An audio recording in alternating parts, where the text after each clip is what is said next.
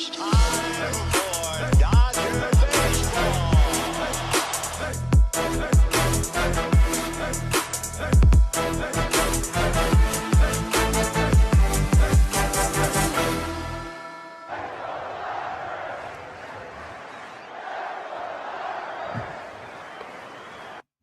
What's going on, Dodgers Nation? D-Mac here. Welcome to the Dodgers Nation post-game show. After the Dodgers lose again, they dropped 2 of 3 to the New York Mets. They're back down to under 500. They're at 9-10 on the season. So much to get into. Really an emergency post-game show. Max Scherzer gets ejected from the game. We'll see what he has to say. Scott Boras had some comments. I've got a breakdown for the Max Scherzer ejection coming out a little later. This bullpen, they continue to struggle in key spots. Yency Almonte, he did not get the job done once again. Vesia looked a little better. Give credit to Noah Syndergaard. He gave this team a chance to win. Made one mistake to Nimmo on the changeup, but still no run support for Thor. And we're going to talk about Miguel Vargas too. Do the Dodgers need to look at some other options for Miguel Vargas? For me, I have some thoughts on that. If you look at some of his at-bats today, some of the quality of contact, and is he being bothered by that thumb, by the thumb injury? Is that impacting its swing? Because look, this Dodgers offense 3 for 19 with hitters 5 through 9 in that Dodgers lineup, just not getting it done. And yeah, this team, they just continue to struggle. I'm telling you, this bullpen, it needs to be fixed. Andrew Friedman does not have the cheat code anymore when it comes to this bullpen. But we're going to discuss all of that, and let me know down below, what is the biggest reason why the Dodgers lost this game, and what is your biggest concern? And are you starting to lose faith in Miguel Vargas? Are you looking to sell that Miguel Vargas stock? Because if you are, I will gladly pick that up. But let's jump back into the comment section here. Also, let me know where you represent Dodgers Nation from, and I'm looking for that comment of the day, the comment of the show, and if I see that, you're going to see one of these. You win. And if you give me a fire take, you're going to see one of these. Fire take. I'm looking for that Dodger dog of the night. You're going to see one of these. Dodger dog of the game. And also, if you say something a little sus, you're going to see one of these. Bruh. But let's get right into this comment section, because this Dodgers team, they are looking mid. They're looking middle of the pack right now. Dodgers haven't been under 500 to end the season since that 2010 team that finished under 500. I think they were 80 and 82, and so far it just does not look good for the Dodgers. I think this team is a lot more talented, and of course they still need to get Will Smith back. We're going to talk about Yandy Hernandez as well, the shortstop position. Miguel Rojas headed to the IL, so not a lot of great news for your Los Angeles Dodgers, but I hear some of you saying that I don't want to do a show after a loss sometimes, so we're definitely going to do shows after loss, because sometimes those are my favorite shows, because then we can really try to fix things and get to the bottom of where things are going south. But D-Mac, needs you behind the dish. That's from Chris Sargoy. Yeah, of course it's not a show that goes by. It's a tradition here where you guys say I am Will Smith, I am him. Someone called me the Will Wordsmith the other day. That was pretty funny, but here we go. Yeah, I mean, look, they need him back in the worst way. You don't want to rush him back. He's absolutely the Dodgers' most dependable hitter right there in the 3-hole. The good thing about the lineup right now is, in his absence, the one guy that has stepped up is absolutely Mr. JD Martinez. And JD Martinez, he goes 1 for 3 today, had an RBI, had a walk. Freddie Freeman, no hits today, did have that walk to 2 strikeouts, but JD Martinez, if he can hit like this when Will Smith returns, I'm confident in the middle of that lineup. It's the 5 through 9. I know you guys have seen the meme that has that horse, and the front of the horse is that perfectly drawn horse. It's like done from an artist, and then the last half of the horse, it looks like it's done by a kindergartner. Well, the bottom half of this lineup, it looks like that back of the horse, because yesterday they go 0 for 13. Today, 3 of 19. Peralta was able to get a home run later, but still just not doing enough, not taking advantage of opportunities. And you have Max Scherzer on the ropes early in that game, bases loaded, and you just weren't able to capitalize. The Dodgers, they go 2 for 7 with runners in scoring position. You had Scherzer on the knockout blow. I also want your takes on Max Scherzer. Do you think he was using a foreign substance? Me, I think maybe did he touch Joe Musgrove's ear or something like that? Because yeah, it was very interesting. And like I said, I got a breakdown coming with that. I just wanted to get Scherzer's takes and quotes after the game. But here we go. Please fix the pen, please. That's from Dodger Richie G. Yeah, the Dodgers bullpen, they've been middle of the pack all season. Strikeout numbers have been down. you're seeing the BABIP is higher. We're going to talk about that in a second, but let's do some more. Joe Mama says Rob Van has more balls than Dave. Yeah, very interesting to see a hitting coach get tossed like that. And look, I mean, this strike zone has been inconsistent. You're seeing balls that are right on the edge. I mean, so James Outman there to end the game. Really, the low part of the zone is where they've really been getting hosed as of late. I mean, you saw Sunday, you had 3 bad calls by Sean Barber. Today, though, I mean, it's tough to blame this game on the umpires when you have those opportunities and you're just not putting together good at bats. You're missing pitches that are very hittable. You saw Jason Hayward, he pops up. You saw Vargas, he pops up. And look, I mean, these are opportunities that good teams, they capitalize on. Unfortunately, the Dodgers, they just weren't able to do that today. But we got, please fix the pen. How would you guys fix the pen? Who do you want to see him go after? I have some thoughts on that in just a second. But really, my whole take generally on this bullpen is that, look, I mean, there's just not a lot of investment in this bullpen. I mean, if you look at the way that it's constructed, there's a lot of reclamation projects. Yency Almonte, he was fantastic. Had a 102 ERA last year. One of the big reclamation projects that was a success story for the Dodgers. This year, it's a different story. And you have to remember this. What are bullpen pieces? What are relievers? They are failed starting pitchers. Each of them at one point was a starting pitcher throughout their career. I mean, sometimes you get a Kenley Jansen who was a catcher at one point, then he becomes a reliever. But for the most part, all these guys are failed starters. So with that, the reason why they were failed starters is either they have delivery issues, they have inability to replicate those deliveries. So yeah, I mean, you're going to have volatile bullpen pieces, and unfortunately, it happens from year to year. And so far, I mean, Alex Vesio's been inconsistent. I thought he had a pretty nice showing today, but Yency Almonte on the year, he continues to not look like the guy that was really one of the breakout stars of that Dodgers bullpen last year. I mean, Yency Almonte in today's game, I mean, you guys know I call him Yency Almonte. Well, not today. He goes a third of an inning, allows 1 run on 2 hits. And yeah, I mean, it's the hits. I mean, they are hitting him on pitches in the zone. He's missing his spots.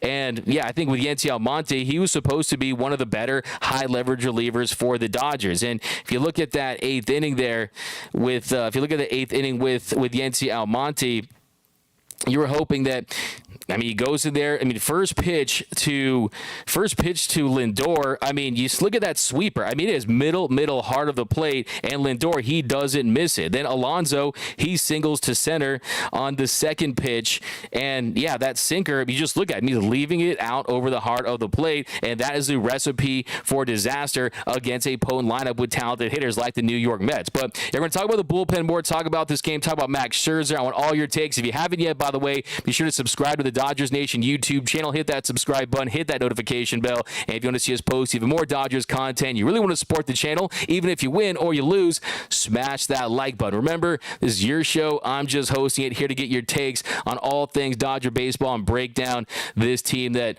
we love but puts us through a lot of heartache and frustration and gives us headaches sometimes. But Max Scherzer, that's from Andrew McDaniels. That's a fire take. That's a fire take right there. Lloyd Mitchell, big up D Nation, Long Beach, California, and Tempe, Arizona here. Vargas got to go. That's from Tamed Tiger. Yeah, what are your thoughts on Miguel Vargas? I mean, Miguel Vargas, he's supposed to be the guy for the Dodgers, that big up-and-coming prospect that, look, I mean, his bat-to-ball skills, very impressive. I think defensively, if you look at his metrics, he's had some occasional mishaps, but for the most part, he has been rangy enough to play that position. Last night, he had a highlight play where he timed that jump well and got that double play. But Miguel Vargas on the season, after today, he's hitting 191 with a 658 OPS. 9 for 47. The walks are nice. I mean, second behind Max Muncy with 14 walks. On base percentage at 381. Slugging 277. So, couple thoughts on Miguel Vargas. And we're going to go take a look at his at-bats here today. But a couple things you need to know is he's had some pretty bad luck so far this season. I mean, if you look at some of his predictive stats. His expected batting average is at 271. His expected slug is 439, and he has a 250 batting average on balls in play.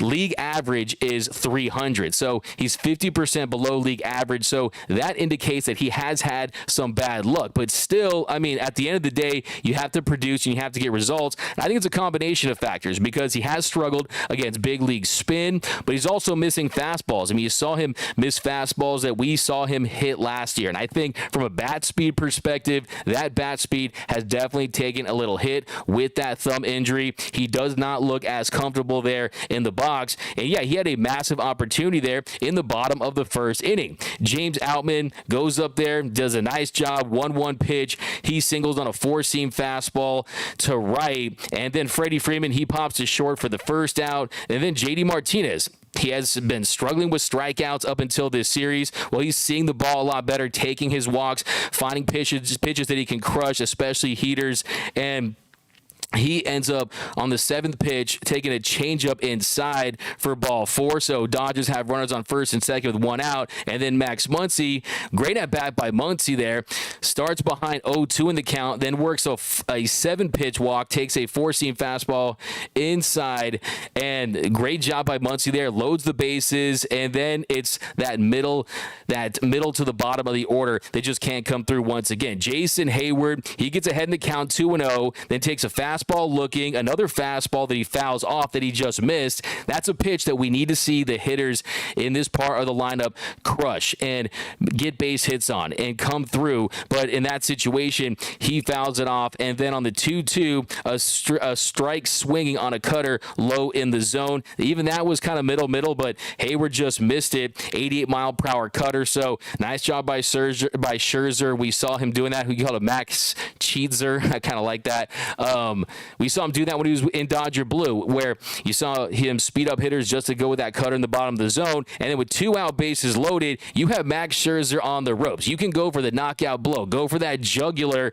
You can just absolutely take control of this game. And on an 0-1 pitch, Miguel Vargas, he grounded into that fielder's choice to third. They get Muncy out at second. But if you look at that hit right there, it was 94.7 miles per hour off the bat, a 480 expected batting average. So to my point originally, Miguel Vargas has had some bad luck. But, I mean, do you guys want to see Michael Busch get an opportunity? Because Michael Busch, he's been absolutely raking down at the minor league level. I think that if that is going to be something that you want to consider doing, I mean, that to me it doesn't reek of desperation, but I think if you wanted to go that route, it would have to be something where you go to Miguel Vargas and you kind of get to the bottom of, is your thumb impacting your swing? Are you at 100%? How close are you to being at 100%? If the answer is no, and you think you could benefit from maybe trying to take a little time off and getting 100% healthy and getting that swing right, then maybe there's a way from an optic standpoint where you say, okay, we're having Michael Busch up from that standpoint. But if you're doing it to say, oh, we're going to bench Miguel Vargas after not even 50 at-bats, 50 plate appearances, I just don't think that's going to sit well with him or this organization that really believes that he's going to be a key member of this core for years to come. But what are your thoughts on Miguel Vargas? Got some more coming up. We'll break down more of his at-bats a little later. I mean, if you look at Miggy Varg on today's game, I mean, he was able to, if you look at, he was able to, he goes 1 for 4, and yeah, I mean, it's not like he's not getting hits. And look, if people forget, I mean, he's the one who laced that double last Saturday that really got David Peralta an opportunity to hit that walk-off shot, and you saw him score from second, and his slide into home plate was fantastic. So he brings other tools to the game, and I think it's just premature to sell on Miguel Vargas, especially when you look at his numbers that indicate, I know that's what the organization is thinking too. They have their analytics guys, and they know that hopefully things will balance out, and Miguel Vargas will be able to be on the right side of luck in the future. But here we go. Busch got to come up from Tame Tiger. We got games ending on a bad strike 3 call will make me rip my hair out. That's from Haley Mott. You're going to get a fire take on that. Yeah, I mean, it's been a common theme with this Dodgers team for the start of this season. I mean, Sunday was absolutely infuriating for me. Like I said, I mean, I'm pretty sure, I don't know if he had to take a league, Mr. Sean. I should have been a barber.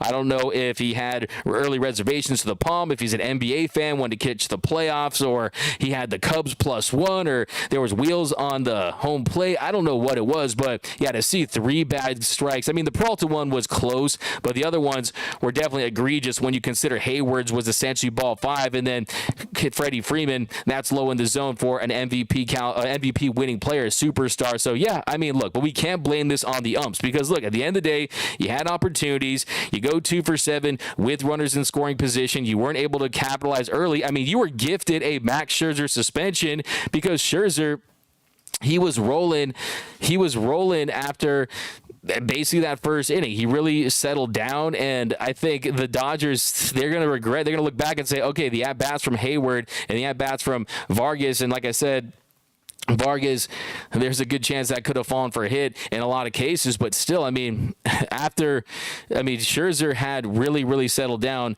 after what happened there in the first inning, where he just didn't have his best command. So yeah, I mean, you're gonna look back in that first inning and say, okay, that was the death blow, but still, I mean, this team is a team that's capable of putting together better at bats, but the bullpen just continues to struggle. And yeah, no late heroics in today's game. And then we're gonna talk about late that one with Shelby Miller, Shelby Miller was one of the big reclamation projects this year, and he wasn't able to come through. I mean, the Dodgers were right there within striking distance, and Shelby Miller, he comes in there to pitch the top of the 9th, and they get 2 runs on 2 hits. So that Canada double, I mean, if you look at that slider, I mean, that's right down Broadway, leaving pitches out over the middle of the plate. And the Dodgers, they're just struggling to have guys that can come out there and miss bats and dominate hitters.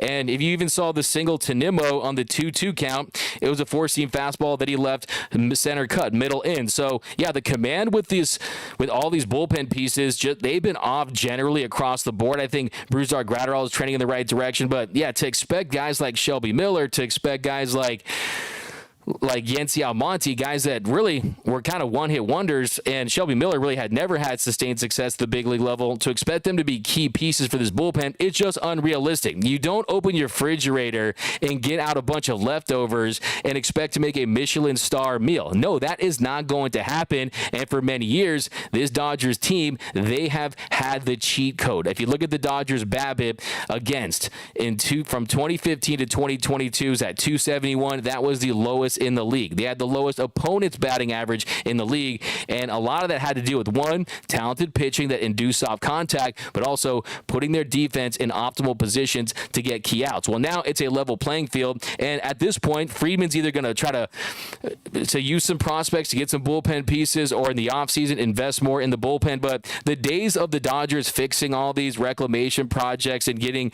all these guys like Evan Phillips to come out there and dominate, I think they're in the past. I think Alex Reyes is a guy that can come back and have success. He's talented. JP Feyereisen is a guy I'm very high on as well. But moving forward, those guys are going to get picked up. Guys that can miss bats, guys that can get strikeouts, they are going to be at a premium. And look how much Chris Martin got with the Red Sox last season. Look how much guys are getting on the free market, because teams out there know that this game that you love in Major League Baseball, last year, starting pitchers, they're averaging a little over 5 innings per start. It's increasingly becoming a bullpen game, especially in the postseason, and big-time relievers are going to get big money, and the Dodgers are going to realize that. So, like I said on the show on Monday, it feels like the Dodgers are a BlackBerry living in an iPhone world, and that they're like Snapchat. I mean, they're kind of, yeah, they were cool once, and they had figured things out, but then TikTok came along, and all these new apps, and you have to adapt with the times. What does Brad Pitt say? What does Billy Beane say in Moneyball? Adapt or die. The Dodgers, they need to adapt, and we'll see. But the DMAC for managers from Daniel Macy. What up, Daniel Macy? Hope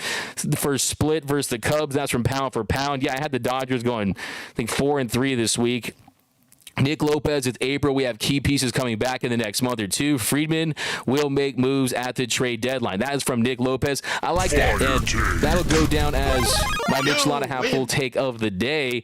And look, that really kind of has been something that I have been saying too. I mean, look, I've said that since the Gavin Lux injury, this Dodgers team, they were going to have to be in self-evaluation mode and assessing the kind of talent that they had. But what do they always say? You can't win the division in April, but you certainly can lose the division in April. And thankfully for the Dodgers, the Padres have been, for the most part, a tire fire offensively. I mean, Juan Soto's not playing well.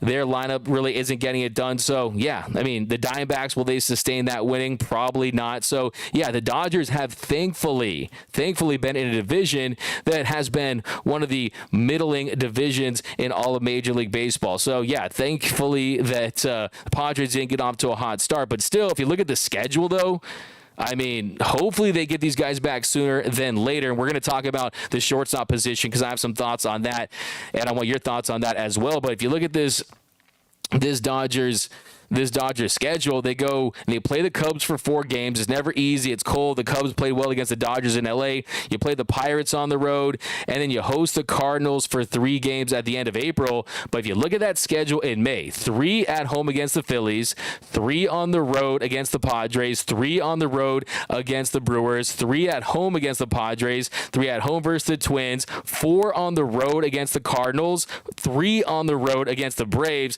3 on the road against the Rays, and then 3 at home against the Nationals. That is a difficult May schedule for the Dodgers, so they're going to have to get healthy, and you're not going to get Daniel Hudson. I mean, after what happened yesterday with the roster moves, and Luke Williams, they selected his contract. They transferred Daniel Hudson there to the 60-day IL. The soonest he can return is May 29th. So, and even then, can you expect him to come back and be a high-leverage reliever right from the get-go? So, yeah, I mean, another thing I want to consider, too, is, I want your takes on let me get your thoughts on the Michael Busch idea, and then we'll keep breaking down this game. But Trident and Hudson not being there are killing them, and I expected better from Brewstar by now. That's from Billy Nicholas. I mean, look, Brewstar Gratterall, I mean, you have to give him some credit. I mean, Brewstar Gratterall has actually looked a lot better of late. You're seeing him use that slider. You're seeing him use that 4-seam fastball up in the zone. And since Brewstar gave up those 2 runs on the road against the Diamondbacks on April 8th, he's been fantastic. I mean, he hasn't allowed a run. He's had, last night, he goes an inning against the Mets in the 5-0 win, 2 punch-outs, no hits, no runs. Sunday against the Cubs in that loss, 3 strikeouts in an inning and a third, just 1 hit allowed. Before that, on Friday, he goes 1 inning of scoreless, no hit ball, and he gets 1 punch out. So you're starting to see a little more swing and miss. You're starting to see the confidence building in that slider and him finding another pitch to keep hitters off balance. And I think actually Brewstar Gratterall, I'm not saying he's Greaterall or anything like that, but I think he's trending in the right direction. I'm confident. But Mike is crackling a bit. It's clipping, is it? Let's see. Really interesting. Let me check my mic. It seems pretty good. But let's see, guys.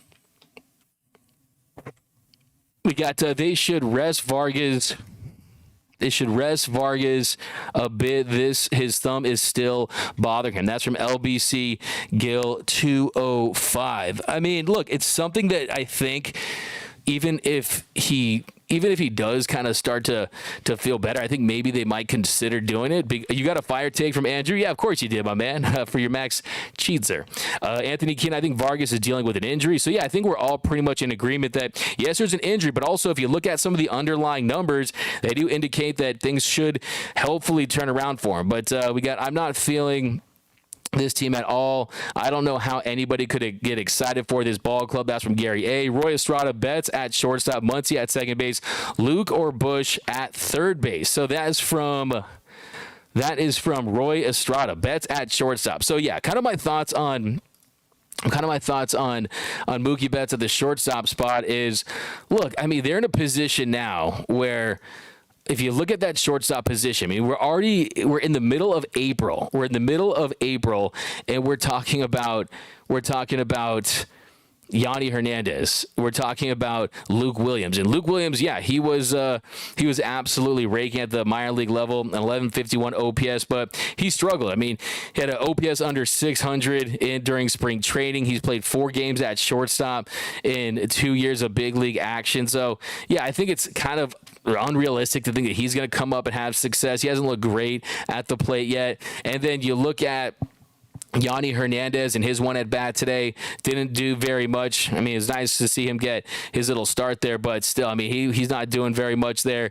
And then you look at Miguel Rojas, and it's pretty interesting because if you guys watch the show, right after the Gavin Lux injury, I said it's unrealistic. You're not going to expect. Look, Lakers are playing today, of course, right? Lakers going to probably take a commanding 2-0 lead against the Grizzlies. Hopefully, you're not going to expect Wendy and Gabriel to put up Anthony Davis-like numbers, right? You're not going to expect guys coming off that bench to contribute outside of what their capabilities are. And for the most part of his career, Miguel Rojas is 16% below league average. Now, in 2021, he hit 265. He had a 96 weighted runs created plus. So his batting average and his production at the plate was 4% below league average. You would take that and run with it if you could get it. Unfortunately, so far this season, Miguel Rojas, he's been banged up, hamstring, groin, a lot of injuries piling up. Also, if you look at his numbers, Miguel Rojas, he's slashing 125, 200, 156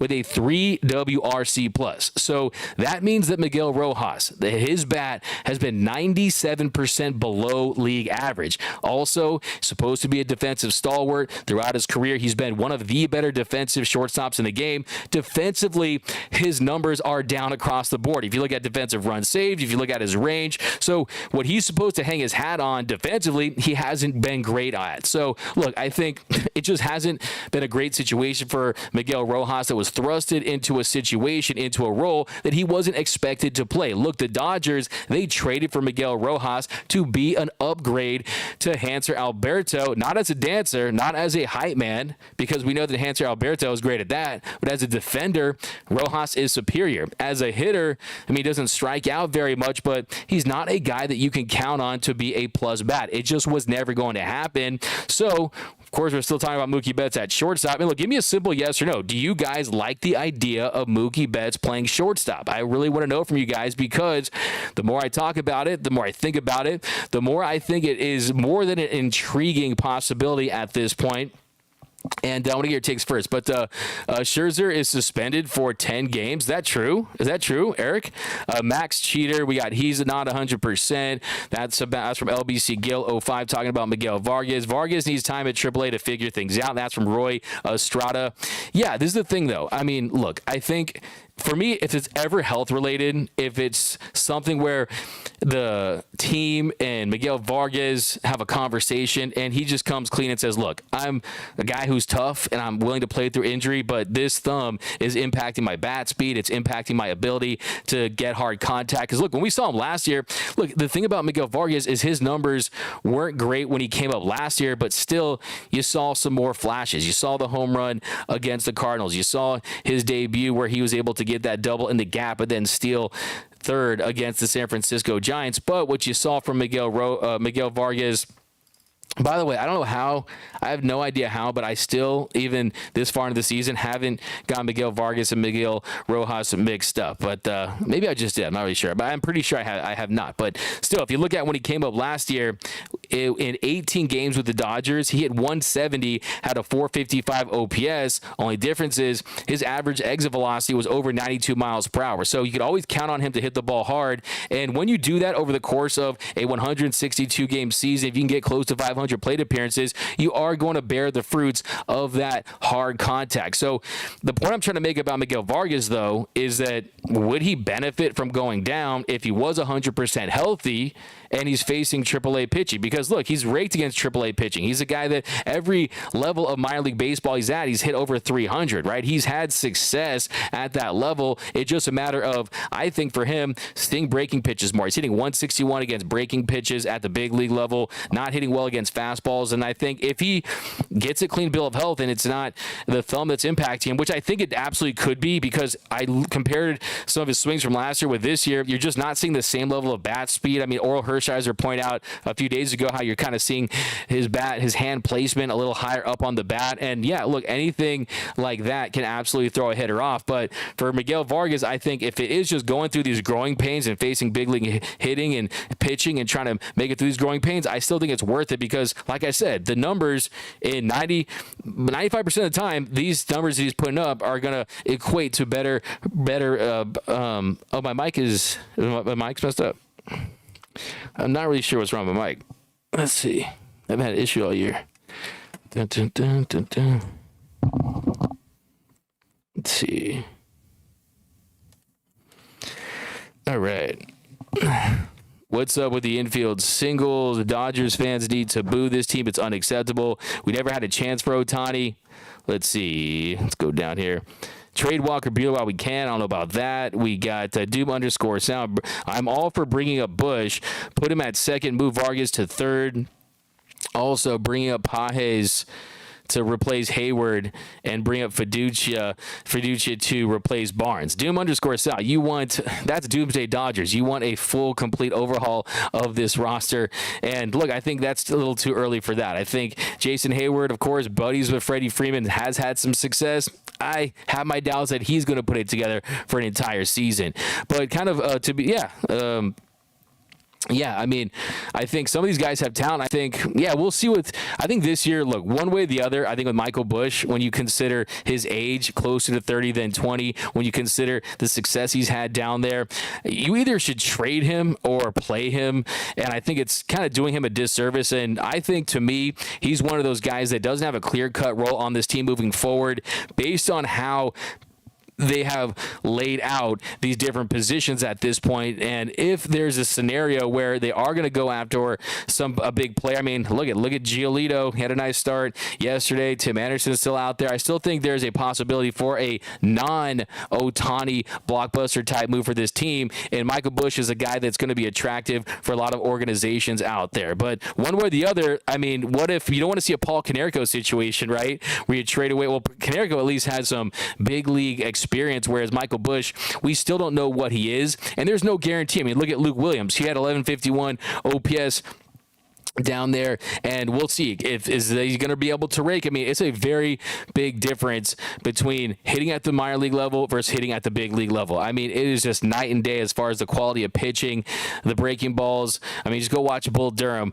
We talk about exploding fastballs and things like that. It's a big difference. So yeah, it's tough to assume that it's like the backup quarterback. It's like the backup quarterback theory. You always assume that the backup quarterback is going to be able to play better than the starter, and the backup quarterback benefits from the fact that you don't know how he would play. You just think, hey, anything is a better option, right? You want that shiny new toy. You want that Nintendo 64, right? You want the PS5 when the PS4 is pretty solid, right? I mean, is it really time to go for that nice shiny new toy? I think that there is a bigger move on the horizon, and that's why you want to keep some of those prospects warm. But D-Smack, Dodgers haven't played 20 games, and you are already crying. That's from Robert Williams. I'm not crying, for sure. You don't see me. I'm not Freddie Freeman in Atlanta last year, okay? I'm not crying at all. I'm actually just being completely honest about this team. That's what I always try to do on this show. If you want a sunshine pumper, if you want to look at some of the other media that made it seem like this team had no issues last year when I kind of warned that a possible NLDS was going to happen, I mean, hey, go ahead. If you want to be told the Dodgers spin on the current state of the team, by all means. For me, I like to get to the bottom of things, even if it is a painful truth. But I still believe in this team. I still think, look, I've been probably one of the more staunch defenders of this team based on some people on the internet that think this is a third place team, or that this team won't do anything in the postseason, or they won't win the division. I still pick this team to win this division, and I still think they have the capabilities of doing that because of the top end talent that they do have. But somebody has to play shortstop better than what we currently have. So yeah, here's your takes on Mookie Betts playing shortstop for the Dodgers. So let me get that down below. Dave Roberts is going to have Mookie out of the bullpen next. Nando, that's a comment of the day. You win. That's a comment of the day. Yeah. I mean, look, we got Bruce, waste our time watching this team. Circus Vargas is more like it. That's from B. Guzman. We win 1, then lose 2 out of 3. Yeah, 2 out of 3. You lose against the Cubs. You lose 2 out of 3 against the Mets. I mean, has not a good homestand at all. Anthony Keene, I'd rather they go get Anderson or actual short. By the way, let me know if my mic is fixed. Apparently, I don't know if there's something unplugged here, but let me know. I haven't had any issues with it all year. But we got D-Mac looks like Will Smith. I'm not Custer. Yeah, hey, this is a comment of the day. Vargas is playing. I think for this show, moving forward, I think what I'll do is I'll get a picture of me interviewing Will Smith, and I'll just kind of put it in the background just to prove we're not the same guy. I'm just playing, but maybe I will. We got Doug. Oh, is it really? Man. Okay, here we go. Dave Roberts gave D-Mac that mic. That's from Nando. I can hear you, D-Mac. Yeah, I'll find out what's going on with my mic. I mean, I haven't had any issues with it, but I definitely will look about it. Vargas for ball boy. Wow, that's a finish in right there. Offense, please throw out the CBD oil and light. Bring up my nephew. He's in T-ball. He's better than Rojas. That's a burn. That's a fire take. Fire take. Muncy too slow for third base and always out of position. Bat coming around. That's from Roy Estrada. Yeah, that's one of the bright spots. I mean, it's absolutely one of the bright spots is the play of Max Muncy. So, yeah, that's definitely something you want to feel good about. You saw him drawing his walks today. You saw him hitting home runs this series. You saw him getting on base. And, yeah, I mean, if you look at the middle of this lineup, if Mookie can come back and Will Smith can come back, JD Martinez performing the way he is now. Freddie Freeman hit 2 home runs the other day.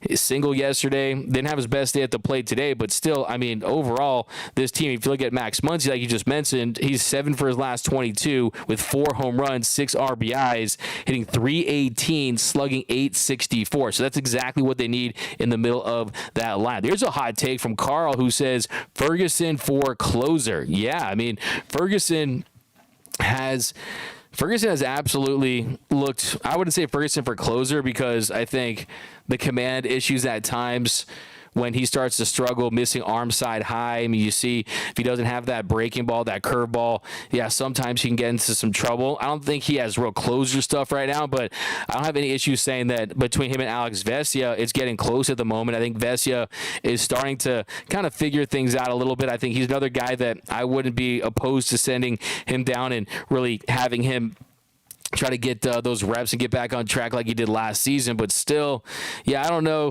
I'm not really so sure about Ferguson for closer. Fire Roberts from Carl. We got who is your daddy Dodgers? It's the New York Mets. Jose Russ Briones. Really?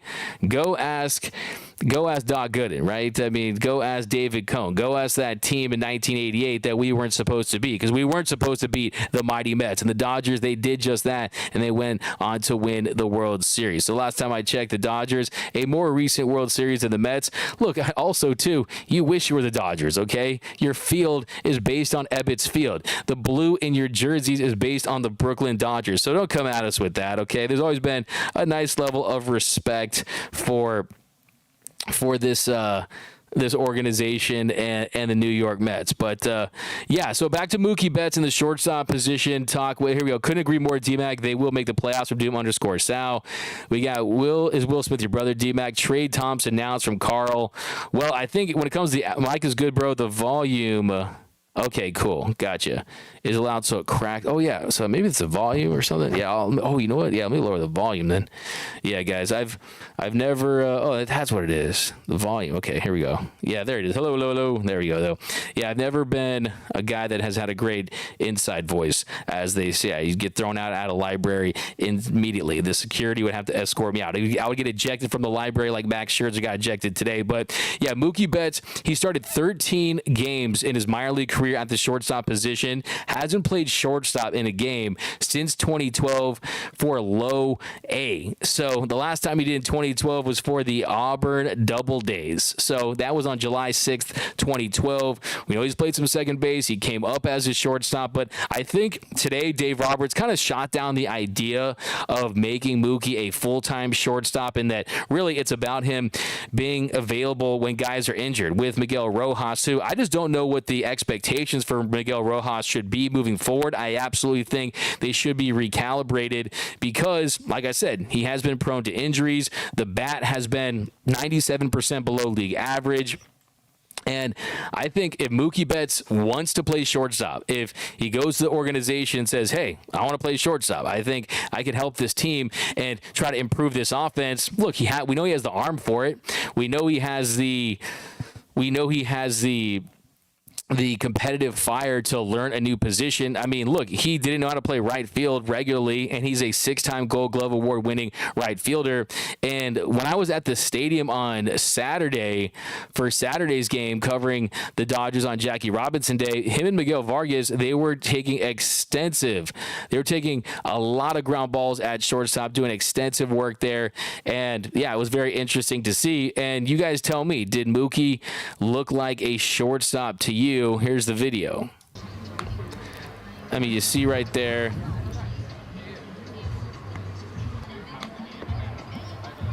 Let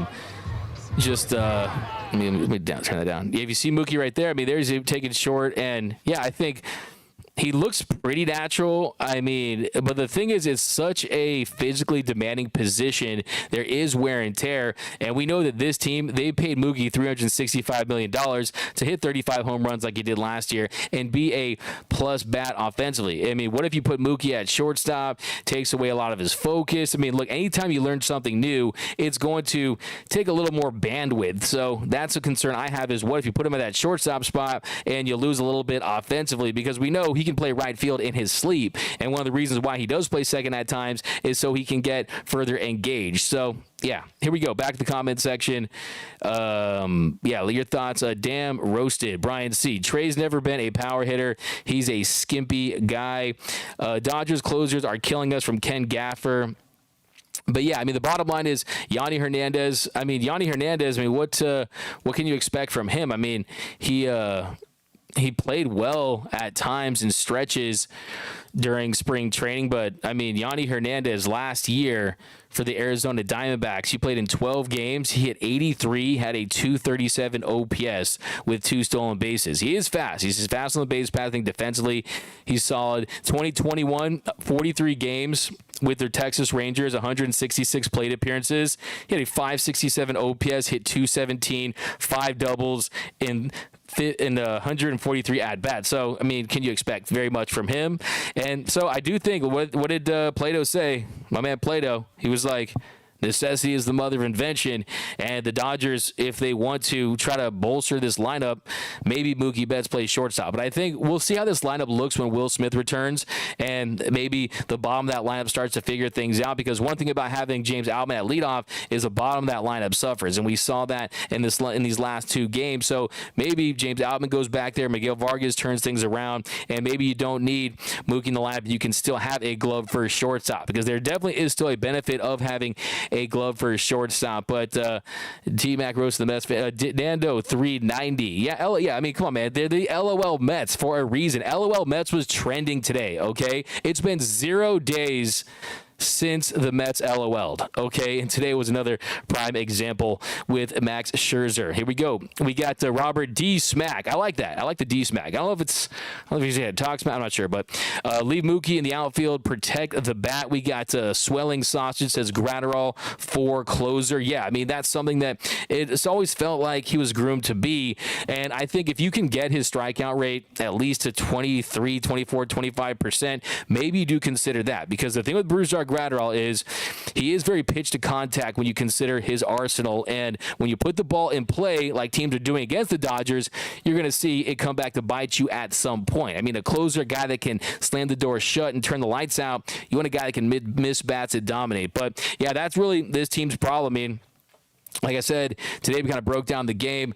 They just couldn't capitalize, couldn't put the ball in play when they needed to. First inning, Hayward, Vargas couldn't come through. You saw later in the game, Vargas couldn't come through once again. And yeah, this team, they did have their opportunities. Yancy Almonte, like we talked about, he did not get the job done. Shelby Miller did not get the job done. The Dodgers bullpen, they are middle of the pack at best.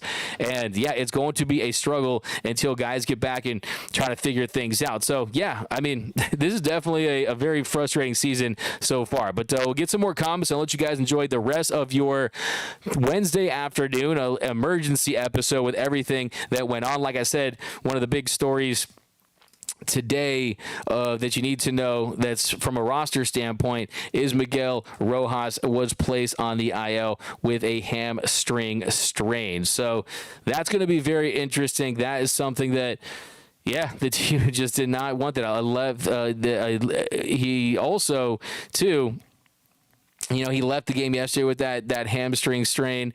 And, yeah, I mean, the depth of the Dodgers, it's just not good at all. It is not good at all. It's single-ply toilet paper thin. And, yeah, I mean, he's been battling left leg injuries all season. I mean, he was 5 games out of 6 and then 7 with a mild groin strain, and he did avoid that IL stint, but then on April 12th against the Giants, he left with that left hamstring cramp. So even in games that he's played, he's had to get out of those games. And Chris Taylor, who's played left, who's played third, who's also played some shortstop, he left with that side injury, that oblique injury, and he's hoping to avoid an IL stint, but it gave him some discomfort on that throw. But yeah, I mean, if you look at both of them combined, Rojas and Taylor, they've combined for 9 hits in 72 at-bats, with 4 of Taylor's being a home run. So 4 out of his 5 being home runs. So Luke Williams, he was called up from AAA on Tuesday. He took over for Rojas in those final 4 innings. He started at shortstop today. And yeah, if you look at Luke Williams, we'll see. We'll see if he can find lightning in a bottle. I mean, you root for the guy, you want him to do well, but I mean, we're talking about Major League Baseball. We're talking about the Los Angeles Dodgers, a team that has had shortstops like Corey Seager and Trey Turner and the likes of just multi-talented all-stars, some of the best in the game. Luke Williams, he goes 0 for 3 today.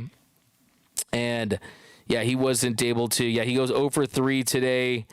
And if you look at offensively, yeah, I mean, he wasn't in any big spots. I mean, Miguel Vargas was the one. I mean, Miggy Vargas goes 1 for 4 with runners in scoring position. Jason Hayward 0 for 2 with runners in scoring position.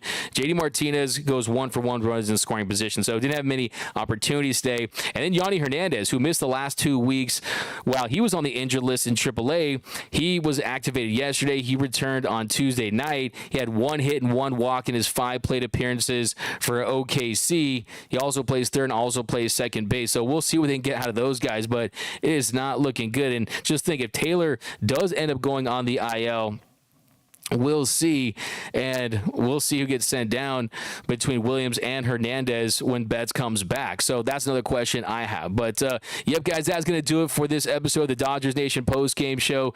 Thanks for rocking with us. Kind of just went emergency episode out here for you guys. But let's see a couple more. Vesia comes with bases empty, and Roberts waits until he loads the bases to take him out. That's from Roy Estrada. Yeah, I mean, we could talk about that, too. I mean, that's the thing about Alex Vesia this season is the command just has not been there. I mean, you're seeing him miss out over the plate. You're seeing him miss arm side, and he's a guy that Vesia has been a Messia at times this season. And look, I mean, Justin Brewer came in. He gave that, Justin Brewer, I think, did a pretty solid job. I mean, Pham hit that sacrifice fly to make it 3-1. And then he gets Beatty to ground out to second. So we didn't do terrible. But, yeah, he also got McNeil to fly out there to third. And then, yeah, if you look at that top of the 7th inning, Alex Vesia, he comes in there, strikes out He strikes out Vogelbach swinging, four-seam fastball, high inside corner. Then he walks Beatty on 4 pitches. I mean, he's missing all over the place. He's missing top of the zone, arm side, and 4-pitch walk right there. Then he gives up the single on the first pitch to Alvarez, four-seam fastball, hard of the plate. Then Guillermo struck him out swinging on a 3-2 pitch with a pretty nice slider. And then on the 1-2 to Nimmo, he reached on an infield single. So, yeah, I mean, he comes in, brings in Almonte, and then Canna grounded into that fielder's choice to third. So he did a nice job coming in there, but next inning, Almonte gives him that double and that single. But that's going to do it, guys. This team definitely needs some work, but we'll be back at you. We'll do some more post-game shows this weekend. Like I said, win or lose, we're going to break down all these games all season long. I'm not a front runner, okay? I'm definitely down to come on this show when they lose. And, yeah, credit to Noah Syndergaard, too. We would be remiss if we didn't give him some credit. We did a little bit at the top of the show. Made one mistake to Nimmo on that changeup, left it a little up out over the plate, but for the most part, he did his job. I mean, if you look at Noah Syndergaard as a whole, he ended up going 6 innings, allowed 2 runs on 5 hits. The strikeout numbers weren't there like we saw in his last start, where he had those 8 strikeouts with the changeup, the 9 with the other. I forgot the other one was, but he ended up going 74 pitches, 46 for strikes, gave his team a chance to win, just gave up that home run there to Nimmo. But that's going to do it. The Dodgers fall to under 500. A wild game today at Dodgers Stadium. The bottom of the lineup continues to struggle. The bullpen continues to not come up in big spots. The offense just not getting it done. But go Lakers, like Carl said, and hopefully the Dodgers can get back to their winning ways. But see you guys next time. If you haven't yet, be sure to subscribe to the Dodgers Nation YouTube channel. Hit that subscribe button. Hit that notification bell. And if you want to see us post even more Dodgers content, smash that like button. And until next time, think blue, bleed blue, and I'm out.